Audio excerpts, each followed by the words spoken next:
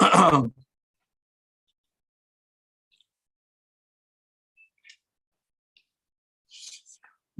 morning. With the help of Hashem, we are learning today's 3 prakim. Rambam, Hilchos, B'chayros, prakim, Beis, Gimel, and Dalet, starting with Pedic Beis. We're going to be learning about the types of blemishes of women that allow for the kohen who owns the bechar to no longer have to bring it on the mizbeach because it's not allowed to be brought out on the mizbeach, permitting the kohen to make use of it to eat it up.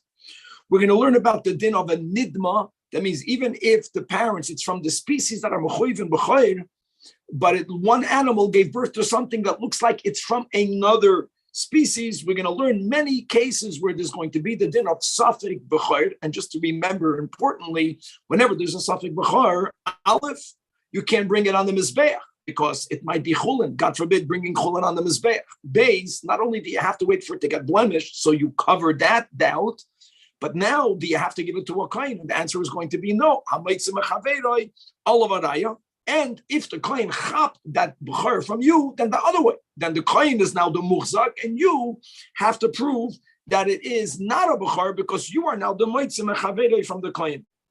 We're going to learn about someone who causes a bechar to be blemished, whether it's directly or even indirectly, how there is a knas, and as we'll see, what has to happen until when you are going to be allowed to eat from that bechar.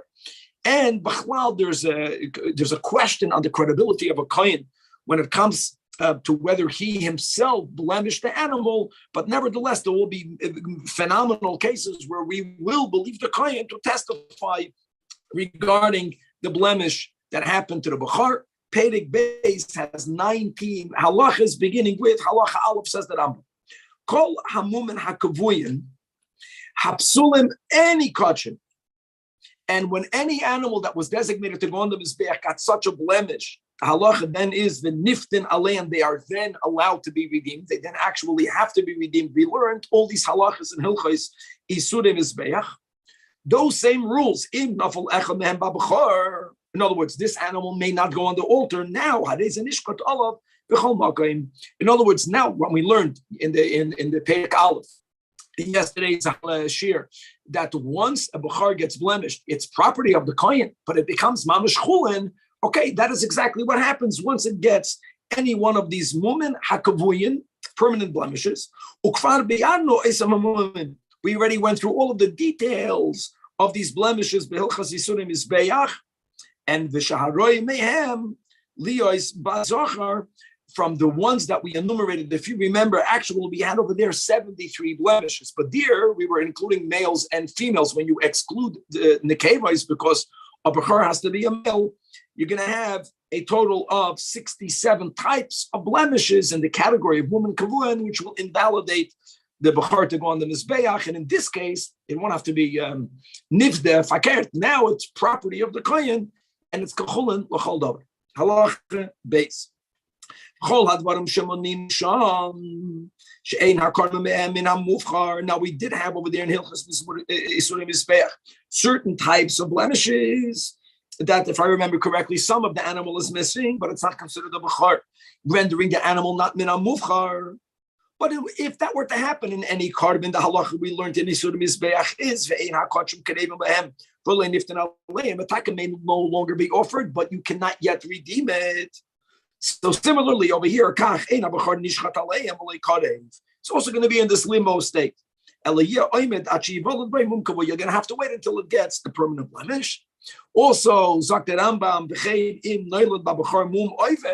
any non-permanent blemish, any temporary blemish, can't shecht it anywhere you want this bechar, nor can you offer it, because it has a mum now that's over. And then the yishachad olav, because again by a bechar, once it gets the mum kavua, then you can nishchat olav b'chol makom. Halacha gimel. Chein im never by aveda, if a sin was done with the animal, someone's did an act of bestiality, active or passive, or if it killed someone. Now, if there would have been 2 witnesses, then there's nothing to talk about. This animal has to be put to death. But if there's only 1 witness, when it comes to non-kachim, 1 witness won't be believed. But for kachim, Hashem does not want such an animal. Or similarly, if the owners were the ones that notified the Beis Din, even though there's no Edom, and that is only a disqualification concerning kachin, that their animal killed a human being, or if it was designated to be worshipped as an avodah zarah, or if it was, God forbid, actually worshipped as an avodah zarah. In all of these cases, that in itself is not blemish enough, but it may not be offered as a carbon. So what do we do? Yira achipol beimum, k'mesher beilchais isurei mizbech halach dal yoytzer doifen. The animal was not born vaginally. If it was born, what we call today cesarean section, and that animal ve'haba achrav, and then even if the animal after the b'char, the first was yoytzer doifen, if later a new animal came out, a natural birth, neither of them are a b'char. That's the klal. And we're going to see for this parallels when it comes to the mitzvah of pidyon b'char adam. So Harishon, we're speaking now about b'char behema tohir. Harishon, it's not the one that, so to say, exited the womb of the mother. It didn't leave the rechem, it left the doif. Even though the achron is the first that exited the animal vaginally, but since there was an animal born to the mom prior to it, it's also not a b'char. And even if the first one that came out C-section was a female animal, this is the first male, and the first one that came out through the rechem, since there was a birth prior to it by the mother, einoi bechar. In other words, the bechar has to be the first one that's born. This first one has to be a male, and it has to come out derech rechem. Halacha, hey, chorshu androgenes, ein boy kedusha klal.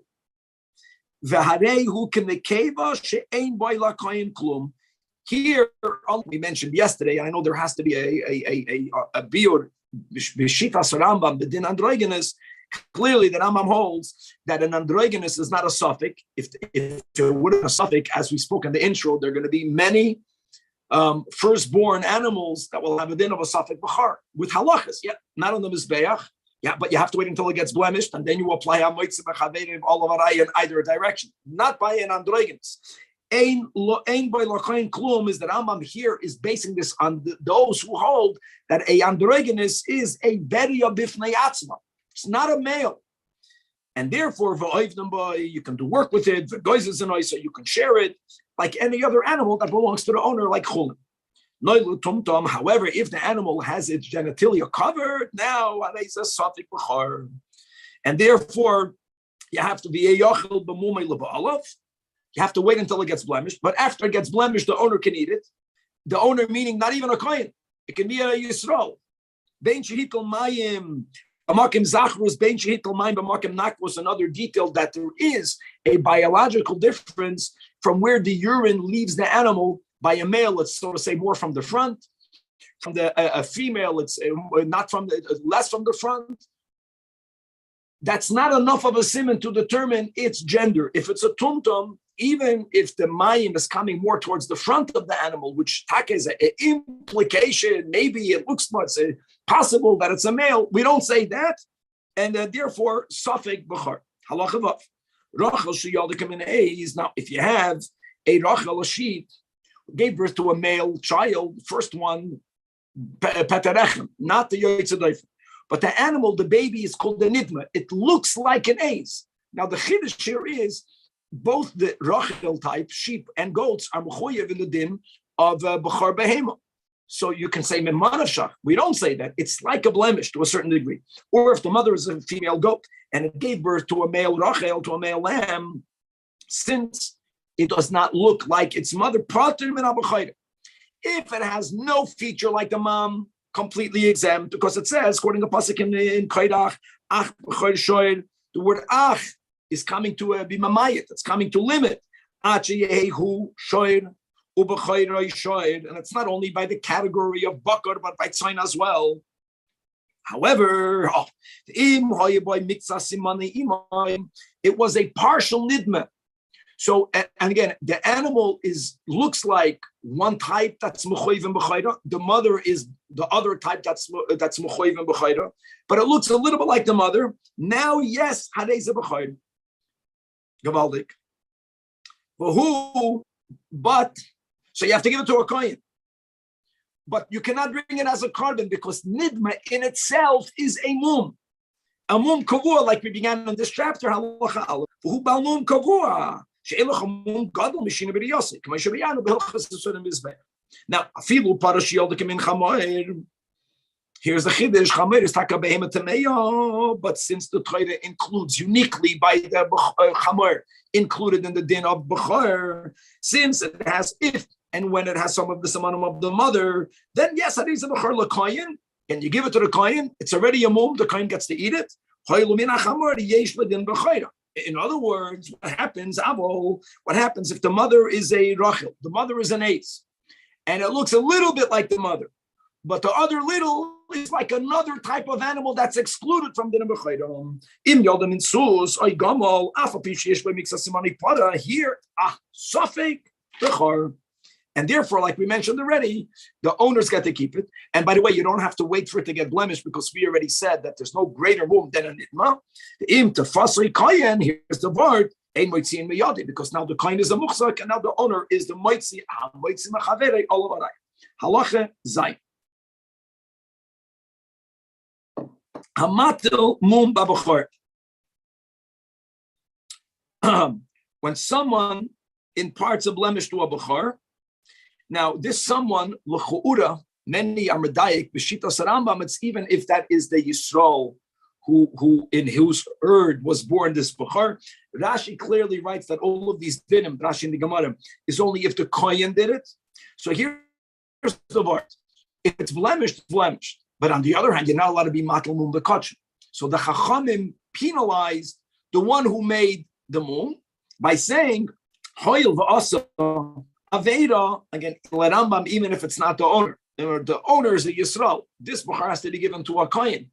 But if the Mezer, a mum was made, then the penalty is no,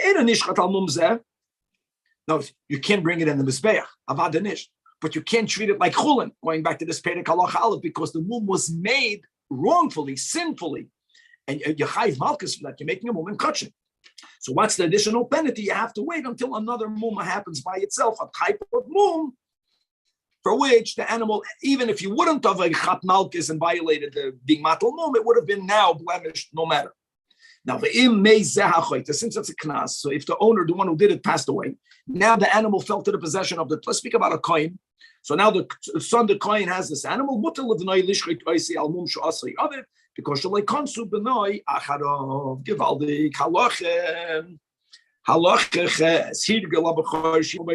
now not direct, indirect causality, you cause the animal indirectly to get a blemish. For example, you put something sweet, you put a fig on the ear until another animal came, and when the other animal cut that fig, it went out and it cut the air, one of the blemishes, one of the 67 blemishes, or if you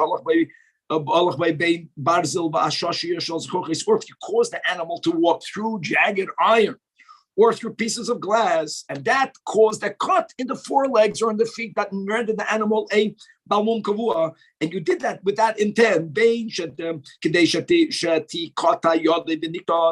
or third example is that you told the guy to cause the animal to get blemished, so you didn't do it, the guy did it.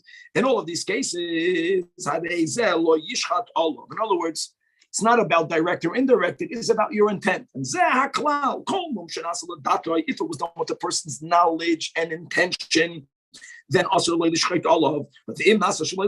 it happened against or without your knowledge and kavana, yes.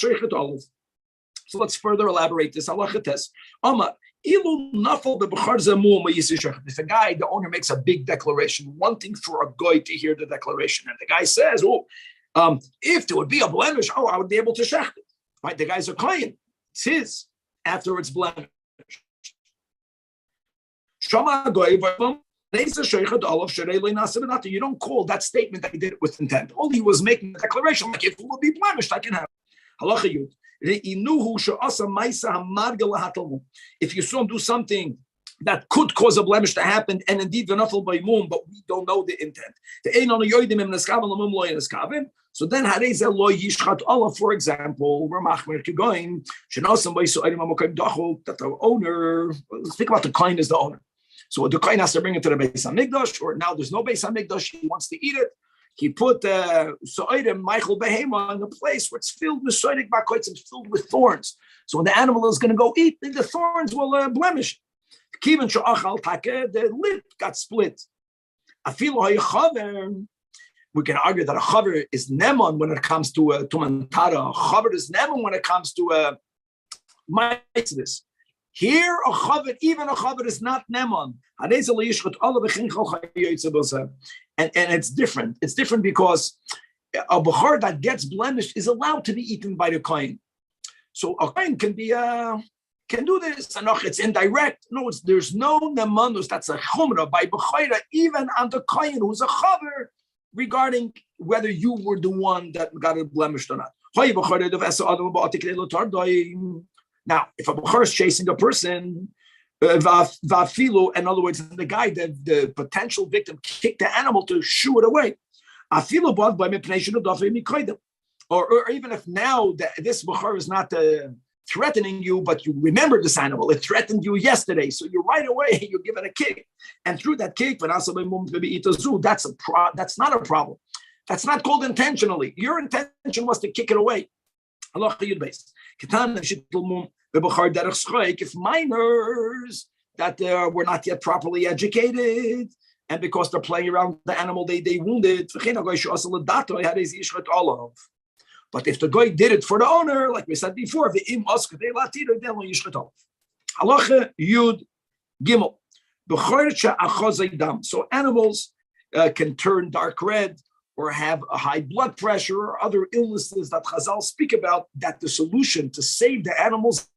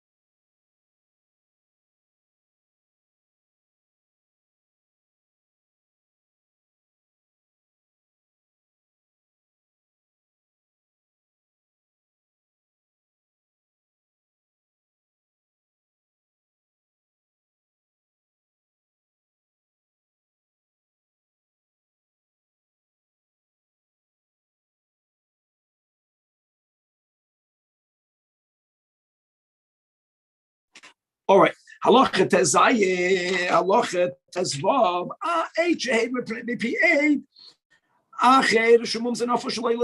so again, we don't trust even the kohen to say how it happened, but if an 8 said P8, then we do believe. It's a very low threshold of nemanus. Or va'afilo isha, in this case, is nemanus limit b'fanei nafel mumzeh me'elov, and you're allowed to shech the animal by the owner. More than that, halacha tezayin. Kol amumin haru'iyim lavi b'dei adam, neman haruya aleim leimer me'aleim naflu, v'lei nasu b'kavana v'yishachat aleim. Even though the roya is being paid by the owner, not a problem. When the roya at least was a yid, and the bechor was already biyad hakoyin, avlo roya koyin. In other words, the point is that the roya has no conflict of interest. He's not going to be getting it now that it's blemished. The owner is the kohen who's going to keep it. But if the roya was a kohen and the owner is Yisrael, so there's a high chance that when this animal gets blemished, the owner, the Yid, will give it to the Roya, so he is already considered partially his.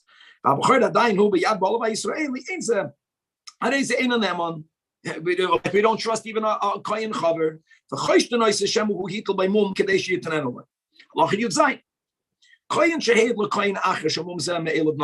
one kohen can testify for the other.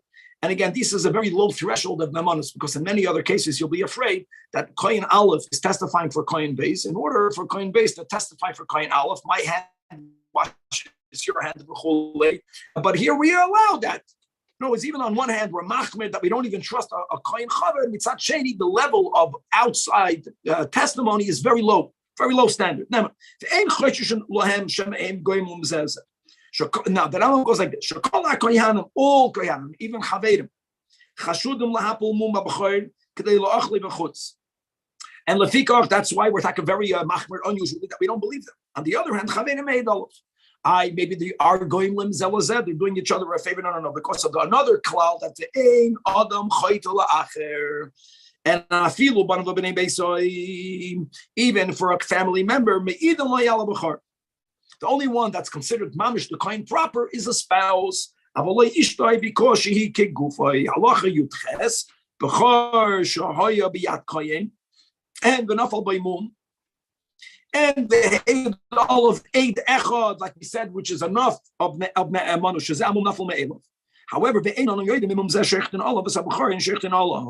but we don't know, as we will, God willing, learn in the next chapter in Perek Gimel, that you have to have someone who has special smicha from the Nasi of Eretz Yisrael. He's called the Mumcha, to say whether this blemish is from these 67 blemishes that will allow this Bechar now to be slaughtered bachutz like chulin, but we don't have such a mumcha right here present. But now, one person, not the owner, testified that the blemish happened by itself. The owner is now coming and saying, and he says, listen, I once showed exactly this blemish to an expert, and that expert told me it is considered a blemish. So again, there's no expert right here. Here we do believe the owner.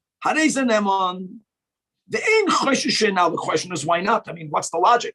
Now that we said that there's a chumrah, that we don't even trust a kohen that's a chaver, because since he can be moed hetel la'atzmai anyways, the bechar, if it has a blemish, cannot go on the mizbeach, and sooner or later it's going to get blemished anyways. But that's why we don't trust him. And since if he did it, there's a knas, we right away say you can't eat it. So why do we trust him regarding this? Gavaldik.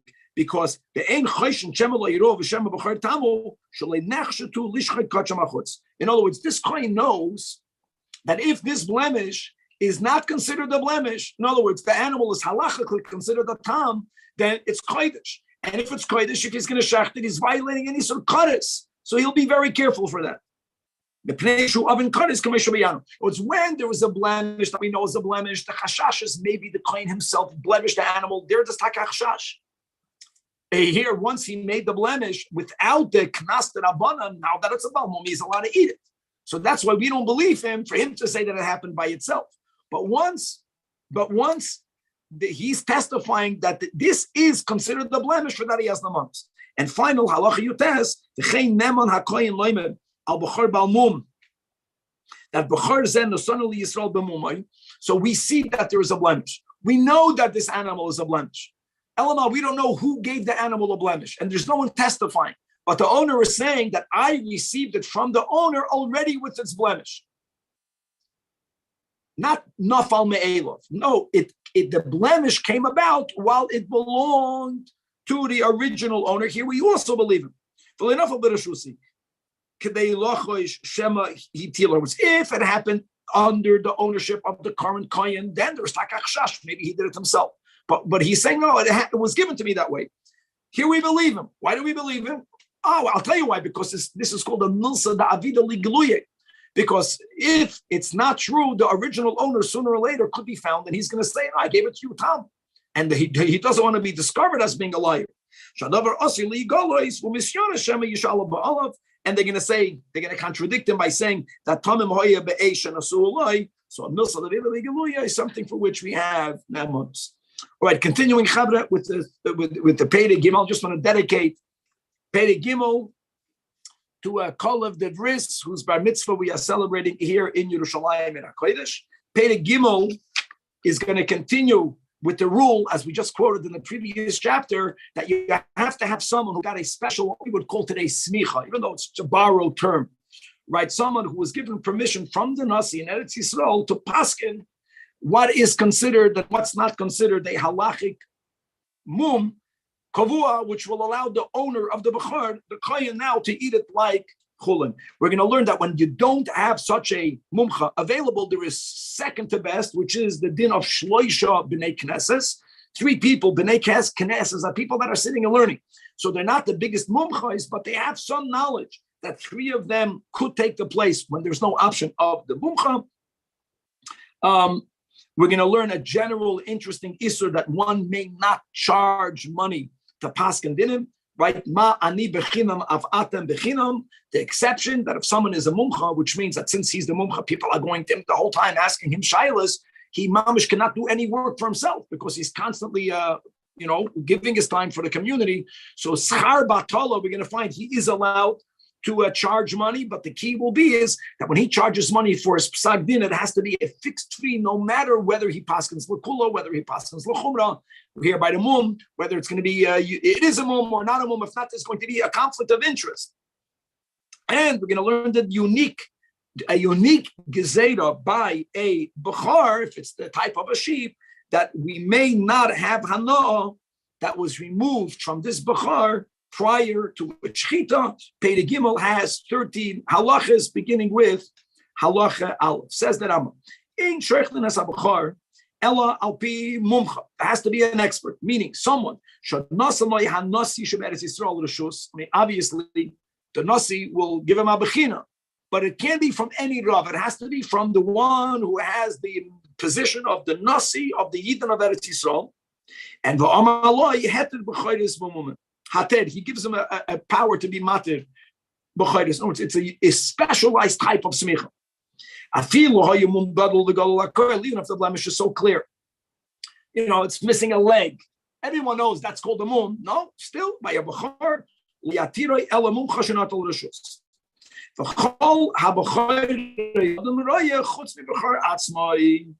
other words, if this mumcha owns a bechar,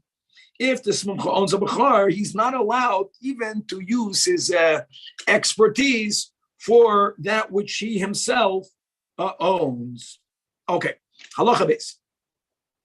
Now, not every time did you have such an expert. But again, here we differentiate between, from the 67 blemishes that we go back in Hilchas Yisuri Bia. Really, we had 73 blemishes by Zachar and Nekeva, but here, since it's only Shayach to a Zachar, so we go back to the 67. Some of them are nuanced, some of them are very clear. So if it's clear that this is a blemish, going, the eye is blind, the arm or the leg is broken, but you have to have 3 b'nei knesses, people that are not the big experts, but they're not stam amaratzim, to come and say, no, this is a mum, and no longer is it kachim, and you, the kohen, or you give it to a kohen, and the kohen can use it for himself like chol. Which means it will not be brought. In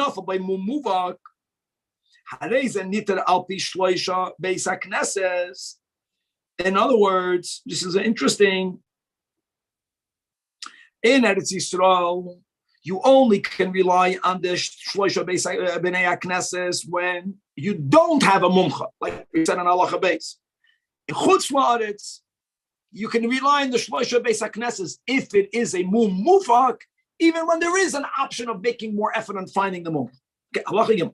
Ein roin es abachar liYisrael, achi yakoin imay. Wow, there has to be a kohen in his presence.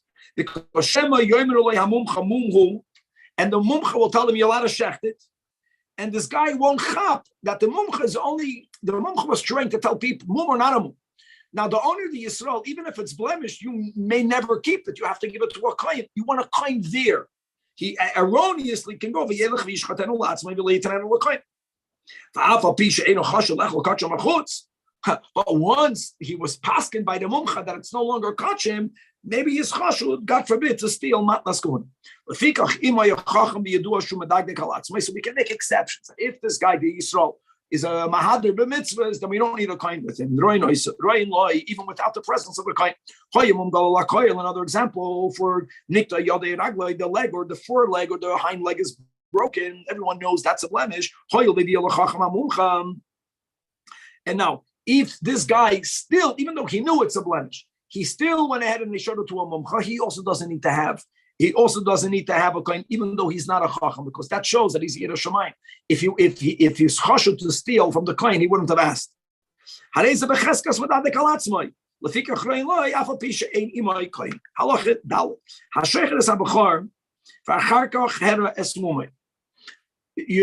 have to first get a heter. You shechted it. Now I know that some blemishes, once the animal is no longer alive, you don't know when the blemish came about. But there are some blemishes that you know that it came about even when the animal was alive. And that's the case in Dalit.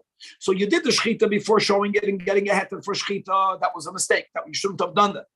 So now that it happened, you know de facto that it happened, and therefore you shachted it beheter. That in itself was wrong. And what happens? What do we do? Aknas the Yikover Kibachar Shemes. And just to know the rule that we had in the previous sefer that Bein Kachin Nisbeach and Bein Kachin Berek Habayis, if such a thing died, you got to bury it. So you got to bury it. Halachei. So one of the blemishes that we learned about in Isurei Biyah is that even if you have both sacks, but if there's only one testicle, then it's called a blemish. Now, many times the animal has two testicles, but it's stuck somewhere inside the animal. So he did the bedika that halachically says needs to be done. And once he did that bedika, which is you have this animal sit down on its rear, and you have to knead your genitalia area. So if there's a beitza stuck somewhere in the animal, that type of position of the animal and your manipulation from the outside will normally make the beitza emerge, and it didn't. And based on that, the mumcha paskin the animal as a blemish. And it happened to be that after you shechted it, you opened up the animal and you found that there was still that second testicle inside. It didn't come out because it was stuck on the flanks. Now you discovered the animal wasn't blemished. Since the mumcha did what Chazal said to do, hareze muter hoyle meyachid. But that's only if he did this procedure. But if he did not need that area, he didn't do what he should have done, and he paskined that the animal was blemished, and now you discovered it was not. In other words, the owner can argue that's the mumcha should not have given the heter. Doesn't matter. Then, like we said, that if an animal is taka kodosh, which we know it is, being kachi mizbeach, being kachi berek habayis, when it dies, it has to be buried. Someone was not a mumcha, he didn't get this permit, or he didn't know, or even if you knew, if he didn't get the heter from the nasi, and he decided to be the guy that to him the animals are brought. And v'nishchat al pip, in other words, he paskint, it's a baal mum kavua. He paskint, you can check it. So then the din is that he had no right to give that permit. So first of all, on one hand, what he said is meaningless. So the animal has to be buried. And you, who assume the position of a mumcha, when you're not, your penalty is you got to pay the owner. Now, how much do you pay? Not the full value of the animal. And the Rambam will explain exactly how we got there. A quarter of the value, if it is a behema daka, and half if the animal is a behema gasa. Now we have the proud father of the Bar Mitzvah Bacher, who just, Kalif's father just joined our class that we're learning for his son. Now, hold on. If you are being penalized, so pay the value. What's this, quarter or a half? Because first of all, there's a penalty on the owner of the animal. You know, this fake mumcha has to pay. He's paying to the owner of the animal. The owner of the animal is getting a blemish. We did not want him to delay offering the first one. How did it get blemished? Understand something. If you get an animal right away, it's not going to be blemished. Got blemished because you're waiting for it to get blemished. That in itself is not correct. Bring it as a carbon. So you're getting penalized, and the penalty is you lose half of the value. Now that explains why by a behema gasa you pay half. Why by behema daka do you pay a quarter? Behema daka be'eretz Yisrael, as we learned Chevra and Gemara together, that there's a rabbinic prohibition for people to raise in some of the areas in the Holy Land behema daka, because they go around and they graze everywhere and they end up stealing the grass, the hay from your neighbors. And so that's another. Why were you raising a behema daka? So now we gave you another penalty. Half of the half is a quarter. We are learning, just to know, for those who are joining the class right now, we are learning Hilchos B'chayros, Pei Gimel, Halach Zayin. Says that Rambam, Hanoitel Schar Elias Rei B'chayros. And as we spoke out in the intro, 2 rules. Rule number 1, you are not allowed to receive money for rendering halachic rulings. B'chlal. Why? And that really means you're not allowed to get paid to teach Torah. And because it says, as we know, that ma'ani bechinam, God says, I taught the Torah for free. When you teach my Torah, teach it for free. Step number 1. Step number 2, an expert, that goes to today, not only to the topic that we're learning about. If you are a halachic expert in a certain area, it will mean that other people that are less knowledgeable will constantly be reaching out to you to get your opinion, the way it should be. Which means that all your time, of the big Rabbanim today, are spending all of their time, mamish, answering shilos. They can't do work if they wanted to. So this concept that you can pay a person, because it's called schar batola, no, you're not paying him for giving a halachic ruling. You're paying him because he could have been working for himself. How will he live if he's the whole time serving the community and he's, so he gets paid. So even when you are allowed to pay him, here's the key. You cannot get paid a different fee depending on the psak. Now let's bring it back to our topic. I have a bechor animal, right? Let's say I'm a kohen. If the animal is blemished, I get to eat it. If the animal is not blemished, then I have to wait. The fee, even when you are allowed to pay a fee to a rabbi to give a halachic ruling, has to be the same fee no matter what he paskins, for you not to create a conflict of interest for him to, subconsciously want to paskin a psak din that's going to give him more money. Gavaldik. Let's read it inside. If someone charges, first of all, you're charging to give the psak, don't even go to this guy. Ain't shechlin al piv, like we mentioned, because it's prohibited. The exception is only the mumcha gadol. Everyone is going to this guy for this area. He cannot get a day job because he's being asked questions the whole time. And the yodu by chachamim she'en kamois. Now it's not only that everyone is going to him. Sometimes, tragically, the one to whom everyone goes is not the most knowledgeable one. He knows how to socialize with people better, but you need to have the person who has the greatest amount of knowledge. So once it's established, he's allowed to charge, but the key is that he has to, the fee is the same, no matter what his psak is going to be. The animal is a tam, the animal is blemished. Another thing.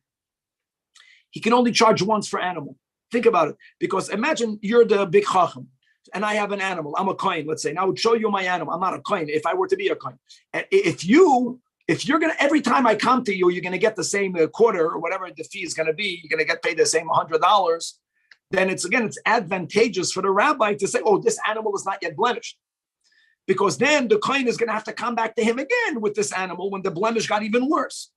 You can only charge once. No, we have to make it in a way where there's no conflict of interest. And that one animal you charge once, and this mum has to see it as many times as it takes. And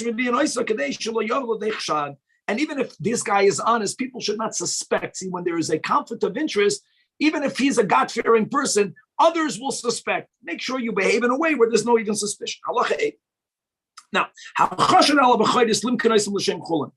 if someone already lost his credibility, he has b'chayris in his herd, and he's selling it. You cannot buy anything from him. You can't even buy deer's meat, even though there is no din b'chayra by deer. Because since deer's meat, sometimes some of it, depends how you prepare, looks like calf meat, whereas our Gabbai Dani Fishman, he'll authenticate this, it looks the same. You never know. It's interesting. You see, today when people sell food that's not kosher as kosher, right? We stay away from them altogether. We're putting a limit. You can buy milk. You can't buy meat from them. You cannot buy hides that are not processed. No, hides that are processed, of course not, because you have no idea where it came from. But even hides that are not processed, even if it looks like it came from a female animal, which is not shaykh to b'chayra, so there's nothing to worry about. We are worried. This guy who's not honest can make the non-processed hide of a male animal look like a female animal.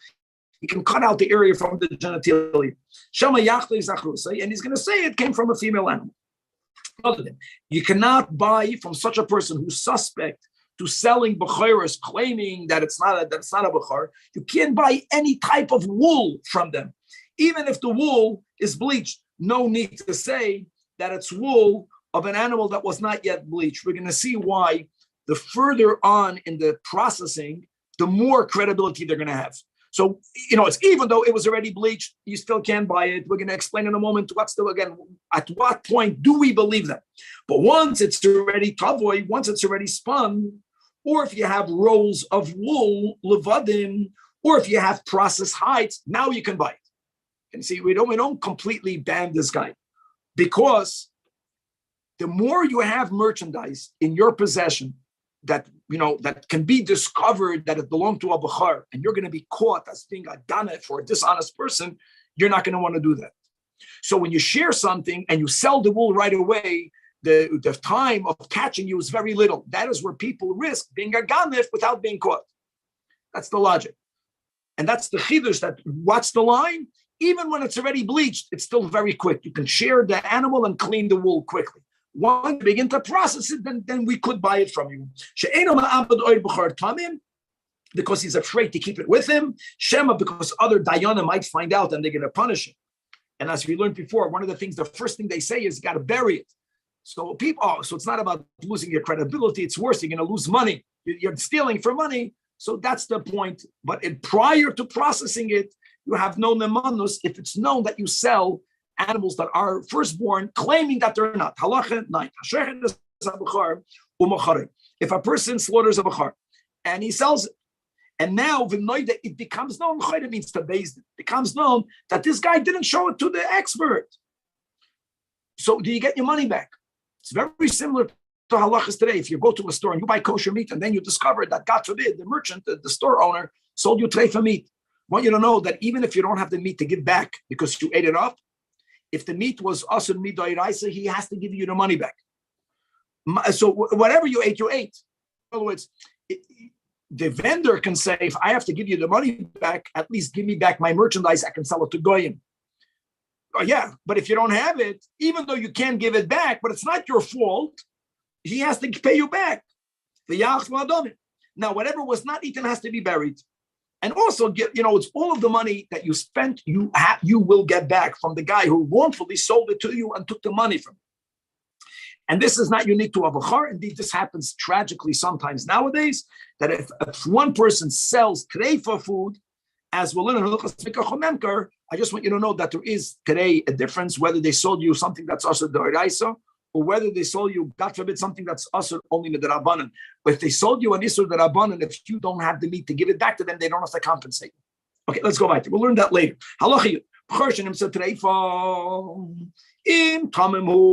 If it was a wholesome animal and it was discovered to be a treifa after they skinned the animal, so now, as we learn in Psuli Hamukdashim, because it was slaughtered, and then the meat has to be buried, and we already mentioned this. That's the din by all kach. But if it was slaughtered, right, not as kachim, we already ruled that the animal is blemished. It's like chulin. Still, habasar yikaver, which is amazing.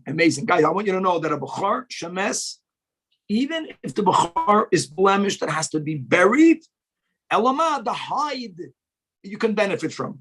And that's all that you shechted it as chulin because you went to a mumcha. And we already learned in this chapter that if a person didn't go to the expert, even though you know this is a halachic blemish, you're penalized. If you didn't at least go to the 3 b'nei haknesses, and you have to bury it. Even that, and then even the hide has to be buried. Halacha yudal. If everything was done properly, You had a blemish, and there was a mumcha. Now you ate the meat. Bein tamim, bein balmum. In other words, tamim means it was slaughtered in the Beis Hamikdash. Shem shemutar lihanas ba'orei. If everything was done properly, you can have enough from the hide. Guys, halt cup. We're beginning the final topic of this chapter. Kach nehenen bigi sasei. Semar, the wool. We're speaking about now of a lamb. The wool that was shorn after the shechita. That's key. Not the wool that was shorn prior to the shechita. How do you behave with it after the shechita? That's going to be later. If you only shore it after the shechita, as long as you follow the protocol, just like you can have enough from the hide, you can have enough from the wool. However, but if you shore the wool of a bechar sheep while it was still alive, or even if you did not share it yourself, but it fell off, we're going to learn this is a special rabbinical rule. You cannot benefit from it, even if it only fell off after it got a blemish. And even if we're not discussing the status of the wool prior to the shechita, don't jump. La'achar shechita here is not like in the beginning of 11. La'achar shechita means that if it fell off or if you cut it off prior to the shechita, the act of shechita doesn't change the status of the wool. That's what we're talking about. And the aim if it only fell off after it died, anything that fell off while it was alive, clear, it stands in this rabbinic gezerah. And by the way, the same thing will be in Ma'aser Behema, as we'll learn soon. Now, in other words, there's a unique gezerah midrabanan not to share, not only not actively or not to have benefit from the wool. Why? So that Rambam explains.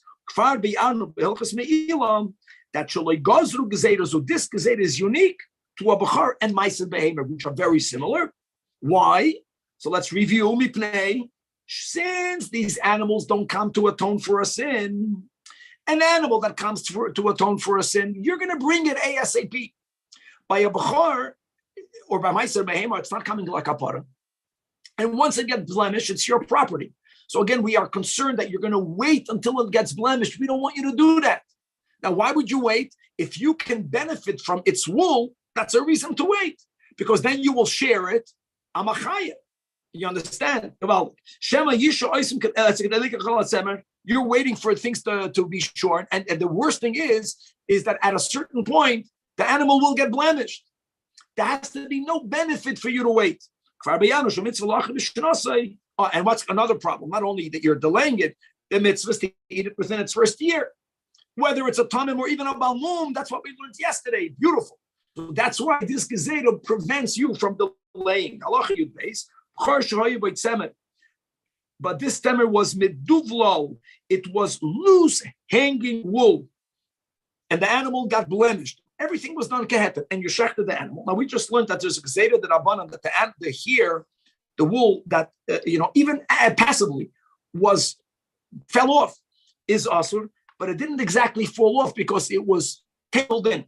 So the wool that the loose hanging wool that even though it behemoth fell off the animal's back, but it's so intertwined, right, with the neighboring wool that it doesn't look like it fell off. The whole thing is only a rabbinic. Here they allow you to have.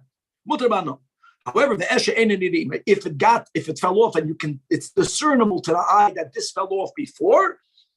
Right? For example, this is the wool that once it fell off the animal's back, even if it didn't physically remove itself from the whole animal, but the root, that which was in the skin, turned to the other direction. You can see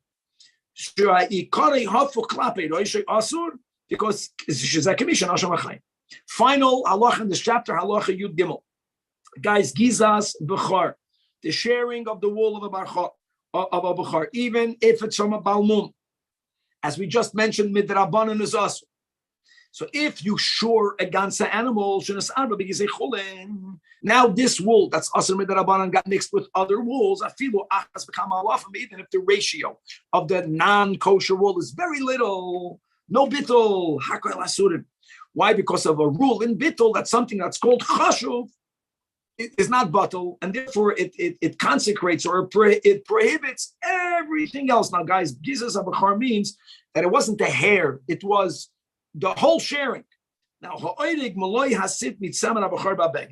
Furthermore, if you weave, Eloi Hasit, we already mentioned the shear, right, between the thumb and the index finger when you open it up, if that amount or more of a strand was woven into a garment, the whole garment has to get burnt. Because mitzaman hamukdashim mekadesh b'chol shuhu.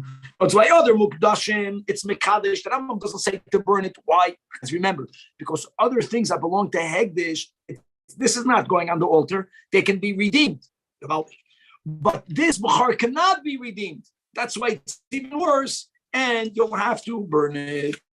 And let's continue. We are learning now today's final chapter, Perek Dalid, from Bechayros. We're going to be learning about that even if an animal belongs to more than one owner, even though the Torah uses a singular verbiage, but we don't exclude a behema of shutfim, it's going to be chayiv in the dinam of Bechayra. However, a behema, a bechor that belongs to a goy, even if the goy's part in it is minimal, as we'll define, that is exempt from a bechor. Then we're going to learn other than when you buy an animal, what's the status? Did this animal give birth before or not? Think about it. If you know the animal gave birth prior to your purchasing it, then all the animals are yours. Even if the first one under your ownership is a male, so what? It's not the first peterechem of the animal. But what's the standard status of an animal? We're going to learn some dinim about a miscarriage, and many of these dinim will be at least conceptually similar to the next topic of Bechor Adam, right? So if there was a miscarriage, if it was very early on, it's not considered a peterechem. And therefore, the next animal, if it is male, will be chayv and b'char. If there's going to be a miscarriage after a certain point, that's already considered the firstborn, and it's going to exempt the future animals from b'chayra. And we're going to have some real amazing cases when we say that the animals that are going to be coming in the future are no longer considered the b'char, because whatever it is that happened already was considered that the animal had a peterechem. Perek Dalid has 21 halachas, beginning with halacha aleph. Zok the Rambam. Behemas hashutfim. Let's begin with that. The animal that has more than one owner still chayavus b'bechayr. In Parshas Re'eh it says b'korcha, your cattle in the singular, soincha. So why don't we say, like we say other times, that the lashon yachid is excluding partnership? No, nish.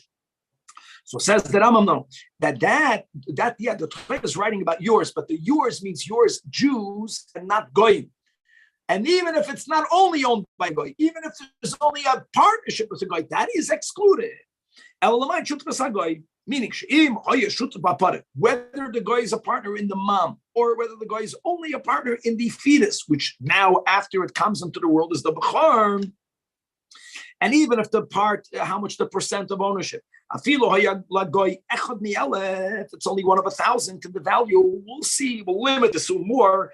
Now that's what the Torah means, and that animal will be exempt.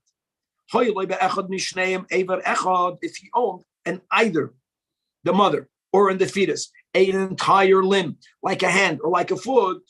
So here's the vart. It's if you are a partner, then you are considered to be a partner in all of it. Except if you own a specific limb, well, that exempt the animal from din b'chayra. Now it depends. Right? If that limb would have been removed from the animal, would that render the animal a balmum? Logical. So then the ownership of the guy will make the animal excluded from the din b'chayra. But the apostle now chayiv the b'chayra. Halacha base. If a yid only buys the fetus of the mother cow that belongs to the guy, so the mother belongs to the guy. You yid, you own the ganze fetus, or you own the para. There was no partnership. There's no partnership in the fetus. All of the fetus belongs to the guy. In either way. Now there's another din. We're not going to get into it right now. That one is not allowed to sell large animals to goyim. That's because if you remember Hilchas Shabbos, if you're going to sell them large animals, you might end up renting large animals. And if you rent an animal to a guy, even though for many dinim, the renter is like the owner, but not fully for all the dinim in the Torah. For Hilchas Shabbos, when the Torah says in the 10 Commandments that not only I must rest from doing malacha, but as a rule, my animals also are mechuyev to rest from doing malacha. That includes even my cows that I'm renting out, not only for Shabbos, but if the guy is going to use the rent a cow that belongs to the Jew to plow his field on Shabbos, the Jew is in violation. So to prevent that from happening, you can't even sell. If I remember correctly, the exception is a horse, right? Because a horse is primarily used for riding. And anyways, coming back over here. So even though you're not allowed, it's not related to this thing. As far as this ownership of a guy is exempting the dinim, well, it will exempt. And we don't give a kanas that since you did something wrong, you're going to get penalized. We don't say. Now, one of the common deals, business partnerships that were made is that, let's say you are very wealthy, and you have a lot of cattle, you have a lot of animals. You don't have the time, you don't have the know-how to work with them. So you have a person that doesn't own that much capital, but they're good workers. So it was a common agreement, like you have the din of an udis. When it comes to a field, is what they did with cattle, is what they did with animals, is I'm giving it over to your care. You're going to make sure the animals are going to be eating properly, they're going to be mating properly, and I'm not even going to pay you cash, but we're going to share 50-50, 60-40, all of the offsprings. That was the deal. So here we go. So either a Jew is the worker and the owner of the animals is the guy, or the opposite. Or Nachri, the Jew is the owner and the Nachri is going to do the work. In either case, they share ownership in the children. Okay. Because it says Peter Rechem Yisrael, which means Achie Hakoil. Hakoil means that's the key. Both the mother and the offspring. So this Rambam's pasuk also explains part of the beginning of Halacha Beis. So even if it's not a partnership but the mother to one and the fetus to the other, the mother and the fetus prior to birth has to solely belong to a Jew or to Jews. Halacha Dalet. So it gets a little bit sophisticated types of business agreements. A Jew is buying an animal from a guy, but he doesn't have capital. He doesn't have cash flow. So he's saying that they made up a price. I'm going to pay you, let's say in 12 months, every behemach weighs $1,000. I'm going to owe you 10 grand. But then the owner, the guy says, listen, I'm agreeing in getting paid later. But there's a possibility that in 12 months, every animal is going to be worth, let's say, $2,000. Could be inflation. So you undertook 12 months, 1,000 per animal, that's engraved. If the animal will be worth more, then you will also benefit. By undertaking this now, you'll benefit, but then we'll split that somehow, let's say 50-50. That's one type of agreement. No, there's a possibility that even after you'll pay him, he will still benefit from the valuation of the animal. And he makes it clear, but the so. But if in a year from now there's going to be a crash and that the prices will go down, you have to pay me 1,000. Even though the Jew took ownership right now, and they are like the Jews. But since, again, if there's going to be a up of the price, the guy will have some of it. The Rambam says like this: when I take something from you, you're the seller. Let's say the case is that the guy is selling it to me. I'm making up that in 12 months from now, I will pay him at least $1,000 per animal. I'm going to think about it. And what happens if I default? The rule then was that the guy is going to take his animals back. So it's not only that if the animal will become evaluated, he will then get some of the property. It's more than that, that these animals are lean towards its value.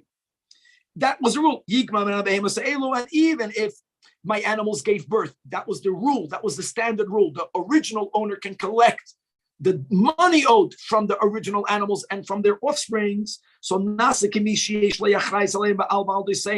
there is a lien on these animals, and therefore it's called the Yad Goy Be'emsa. Even this type of ownership also excludes it from the Din of B'chayim. Both the mothers and Valde same. But this type of deal never went on to that generation. Then they belong to the Yidden. So therefore, those firstborns are included, are mechuyev with all of the dinim that we learned above. Halacha 5. Yisrael shenasan mois l'goy. He gave money to a guy, and he bought from him an animal. And b'dineim, as we'll learn soon in the Rambam Kinyan, that there's a huge difference between how you actually affect a transaction between Yidden and between Yidden and Goyim. And that will be that between Jews and Jews, you have to do Mashiach. Between Yidden and Goyim, money finalizes the deal. So if a Yid is giving money to the Goy, even though had he bought it from a Jew, since he did not do Mashiach, he does not own it here, he does own it. He owns it, and therefore, if after he gave money, even prior to him taking it, that animal gave birth to a Bechor, the Jew is chayiv to give it to the Kohen. Same thing the other direction. It belonged to a Yid. A guy bought it. The guy did not take it yet, but the guy gave money. And by the dinim of the goyim, ma'ois finalizes the deal. And they are excluded from a chayra. Halacha gershon is gayer. And we don't know when the animals were born in the erd of this ger, prior or post the conversion to any doim actually in this guy. So as we learned in the previous 2 chapters on Perek Beis, the concept of Safik Bechar, Aleph, you can't bring it on the Mizbeach. Mekuda, Beis, you have to wait until it gets blemished. When it gets blemished, you don't even have to give it to the Kohen. But if the Kohen grabbed it from you, then the Kohen keeps it and you become the Moitz. Oh, if you buy the mother animal from a guy and you don't know in Bikram, did this animal already give birth or not? And after you bought the animal, the yod that's like now it gave birth. You don't know. The thing is your child, your first. You don't know first. The male child is a Safik Bechar, and therefore, like we mentioned, V'yeyachel by the Yisrael owner after it gets blemished. Because the guy here has no din of the manus to ask. Now, minika doesn't mean giving milk. That's choylevis. That when you see a mother animal treating a baby animal like its own child, it's very compassionate with it. It's taking care of it. We don't say that maybe it's someone else's animal. It doesn't work that way. If the mother is behaving towards this little infant baby animal like it's hers, then we say it's hers. Now, even if it looks like another type of species, like it looks like a chazer, it's pater for Rabbi Zajac. That's the klal in halacha that a mother animal is not merachim on a vlad only if it gave birth to it. And there's something called a nidma. It's possible that a cow gives birth to something that looks like a chazer. And guys, we're not saying that this never happens. Of course, it could happen. Halacha goes by that the vast majority of cases that it doesn't happen. Or more if it's nursing, it has milk. Even if you don't see the baby. Normally, again, there are exceptions, but normally an adult female animal will only produce milk if it previously gave birth. That's enough of a raya that it gave birth. And the next baby that comes out of it is not a bechor.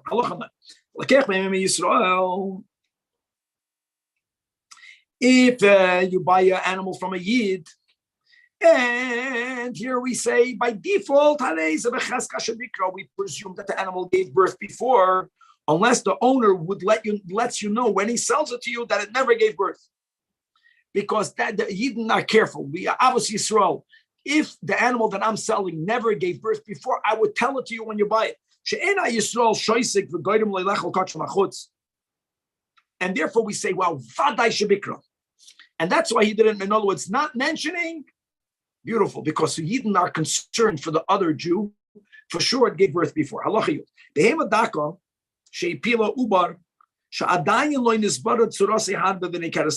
we're opening up a topic that which here it won't be exactly similar animals and human beings, when the animal has, there's a flow, it looks like a miscarriage. So normally by animals, you have to have a shepherd who's an expert to know whether this was a fetus that was aborted, which will mean that there won't be dinei b'chayda afterwards or not. We don't know that. So it's not clear. That type of hipila, that type of discharge is called by Chazal tinuf. Something dirty. It's not the normal flow of blood, but now it's not clear. Now, im amru haroyim uberhu, that it was actually a fetus al shenifsad, then listen, this baby is nothing. It's waste. The next baby won't be a bachar. We trust the shepherds. But you have to show it to a roya that's a chacham who's very knowledgeable. And we're going to have many other nuanced dinim soon, as we'll learn more. And the older etzloi saying, guys, it's unusual for an animal that is itself not a year old to give birth to a live animal. But here the question is, maybe it had a tinuf discharge. And he's a suffix b'chor because taka, where there's a chazak, it didn't give birth to a living animal, but maybe even though this and the mother is very young, could be it got pregnant enough to give birth to this tinuf. Shema tinuf ipilo b'rishus hagoy. We go back to the suffix as we learned before. If all it gave, it discharged the placenta, which is also enough of a siman of a vlad. Then it's not even a suffix. Placenta means that there was a baby, the baby got lost, but baby enough to exempt the subsequent children from b'chayr. Now, 1 second. You're saying that the next animals are not going to be a b'char because the placenta came with a baby. Can you throw the placenta away? Can you give it to dogs? Do you have to bury it? Of course you can give it to dogs. You don't have to bury it. If we would have known that there was a male, even though, again, it's a fetus, it would have to be buried. But you don't know that. But 1 second, maybe it was a female. Well, a male or female is 50%. No, it's more than that. It's automatically only minority that it was a male, as the Rambam explains. Because we begin with the premise that if we don't know gender, 50-50. On top of that, we also learned in Perek Beis that if an animal that's male doesn't fully look like the species of the mother, it's also exempted from b'chayr. If it doesn't even have some of the siman, if it looks completely dislike, it doesn't have kedushas b'char. So if you add that to the 50%, let's say that you only have 1% of animals that don't look like their mother, or even less than that, but it takes it from 50-50 to majority. Majority, it would not be chayiv. And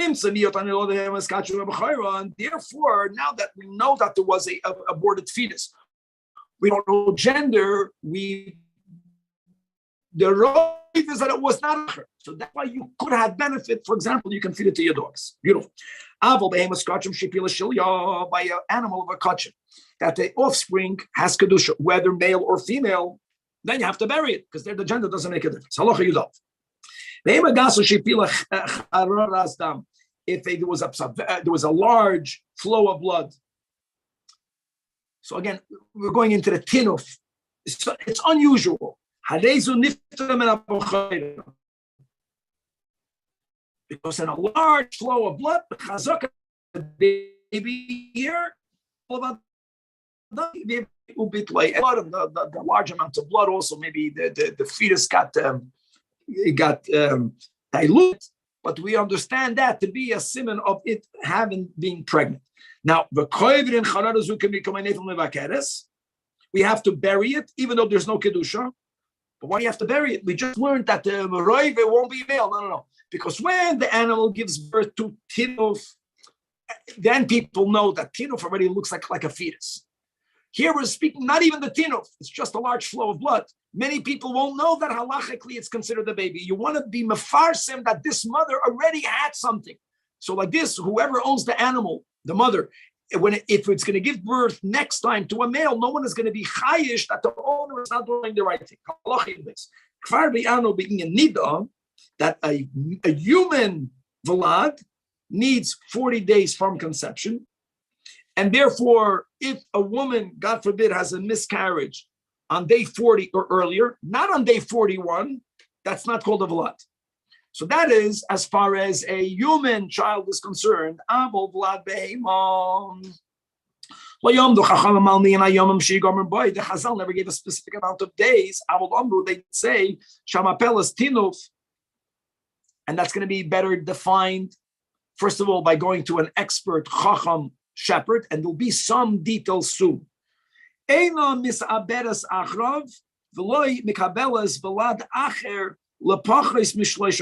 another rule that when an animal actually was pregnant, then as a siman, it's going to take another 30 days for it to get pregnant. In other words, that if, let's go to that if it got pregnant within the 30 days, that will be enough of a raya that the tinuf was not a proper vlad.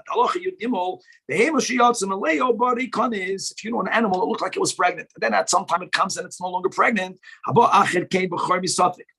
Now, why B'char Misafik?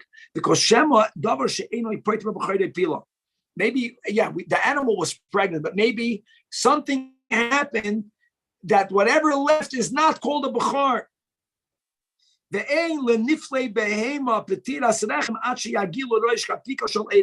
din that the fetus that emerged from the mother first, which will exempt the subsequent animals from a bechar, is only if the size of the head was at least the size of the top of the needle of the woof. And maybe the behema that emerged from the mother did not have that size. So that's why there's a suffix, not vada. Halacha yudalet. Nevakeres hamaksha leile. So an animal is having a difficulty giving birth. So the din is mechatich ever ever. In other words, the mother's life is in danger. You cut limb by limb. Here's very important. And as these limbs come out, you can throw them to dogs. Even though the animal could be male, you have to remember a couple of rules. Number one, that the kedushas habachar of a behema and of an adam only is imbued in the animal when it emerges.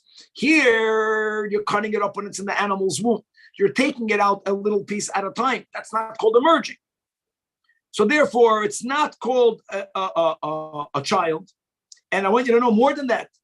It's not called peterechem. It's not called peterechem. Therefore, the animal that's going to come afterwards will have a din of a bechar. Now, what do you do with these pieces? Give them right after they come out liklavim. Now, if yatzaru by the moment the majority of the animal went out at once, or we have it now, both things, that has kedushas bechar, if you know it's male, and on the other hand, you can the next animal will be exempt. Now, when do we say that since it's not roiv, haba achra b'choiv, since it's not roiv, you can give it to the dogs? That's if you don't have altogether roiv. I mean, this animal is pieces. It's more than dead. It's cut up already. But if you were to take the person who knows, the veterinarian is cutting out a piece of the fetus and he's leaving it here on the table. He's cutting out another piece and leaving it on the table. And now you accumulate the end roiv changes. Not you took out a limb and you right away discarded it, even by benefiting from it, because there's no kedusha yet. And now all in front of you, now it changes. And you know what? Not just also lokula. Now you can say the next animal is even though it for sure shalim, but even if rubai came out mechutach, since it's lefanenu, look at these gavaldik adinim. So it's like mitztarif. V'niskadesh lemafreya. Wow. To the point, you can't give it to the kalavim. To the point that the next animal will be ptura min abachayra. Wow. Now let's build on that. Halacha tezva. Yatza shlish.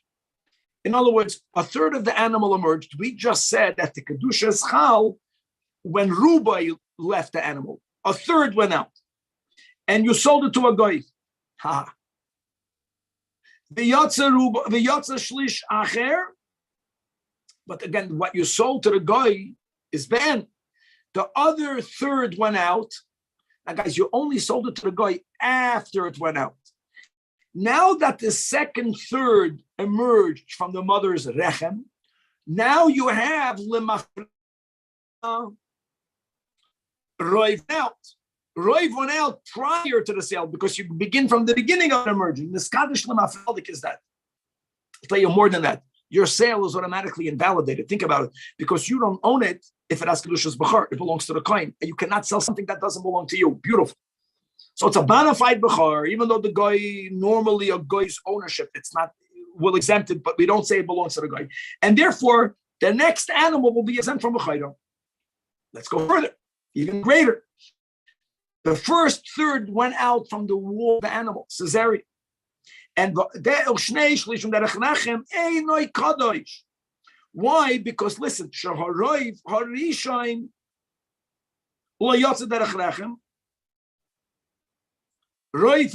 means because only the first third went derech rechem.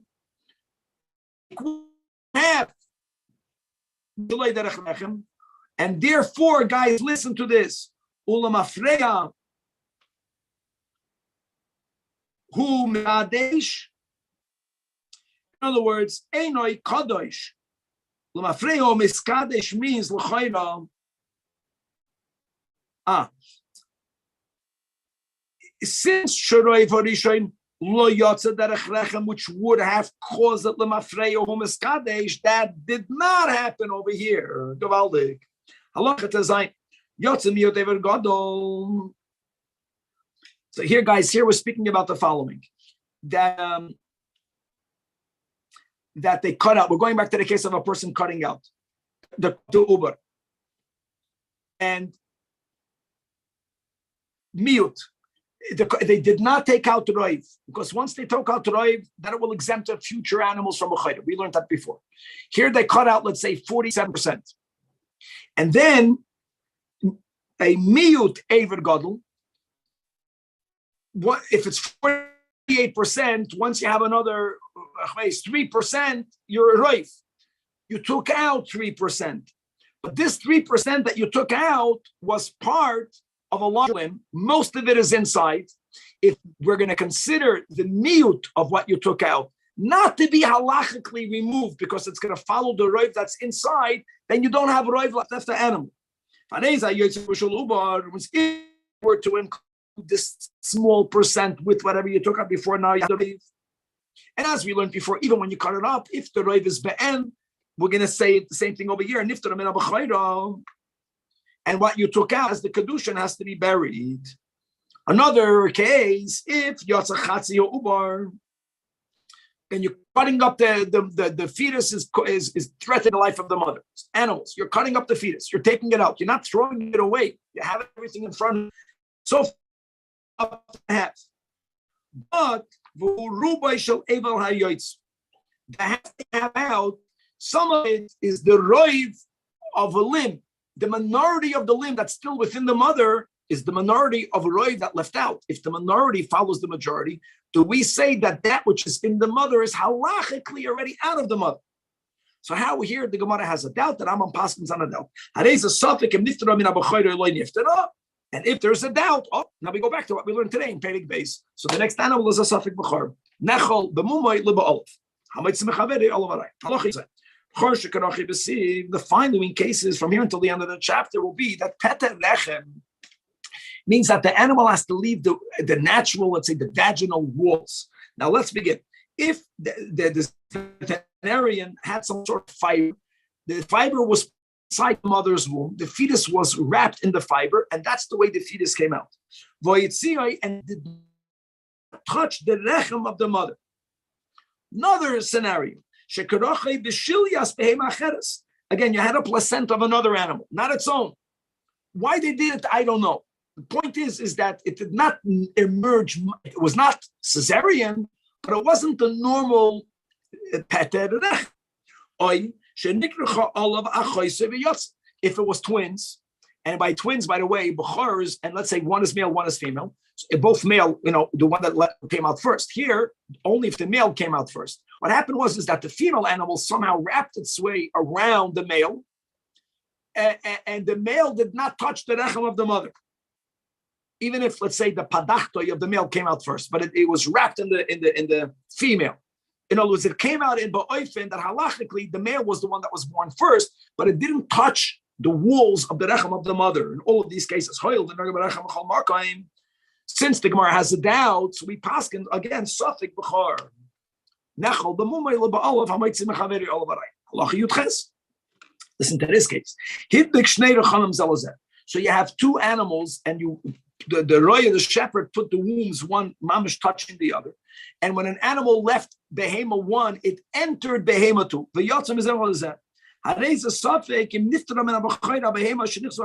know whether the future offsprings of the animal into which this bachar entered and ultimately exited, so does it exempt it?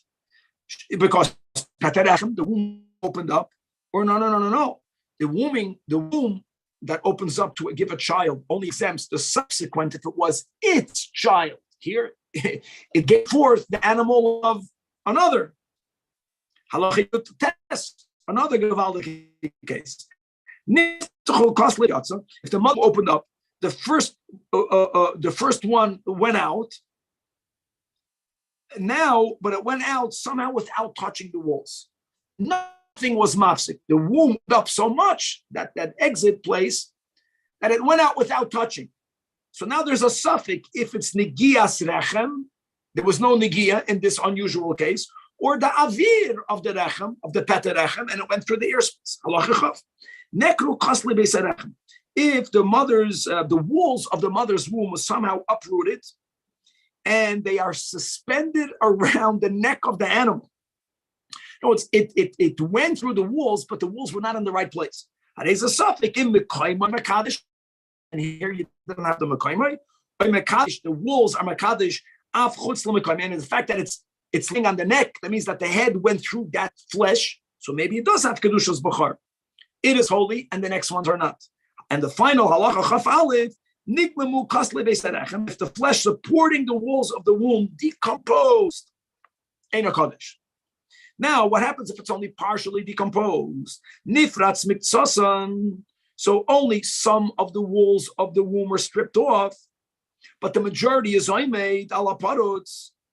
But the animal didn't go through that which is there. It went through the minority space of the petarechem in the area that it was parutz, in the area where it was decomposed. Or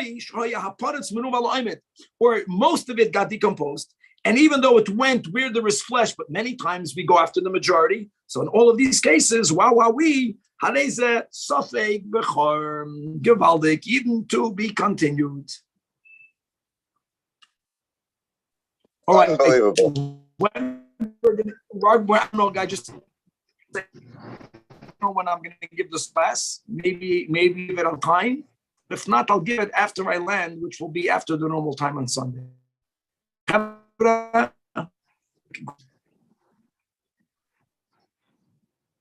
willing.